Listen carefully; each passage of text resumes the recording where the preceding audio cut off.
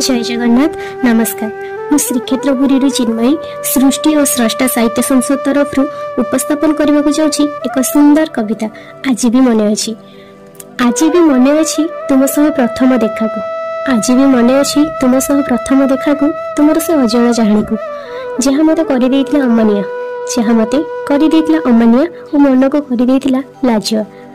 आज भी मन अच्छी तुम सह प्रथम वार्तालाप को ना तुम मत चाहूल ना मु तुमको ना तुम मत चाहूल ना मु तुमको तल को मुह कर कथा होउथिले पाग थिला मेघुआ। आज भी मन अच्छी तुमर से प्रेम भरा स्पर्श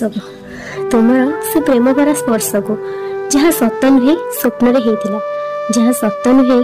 होइथिला किंतु मोर कुआरी मनर सब आशा को पूरण कर देइथिला।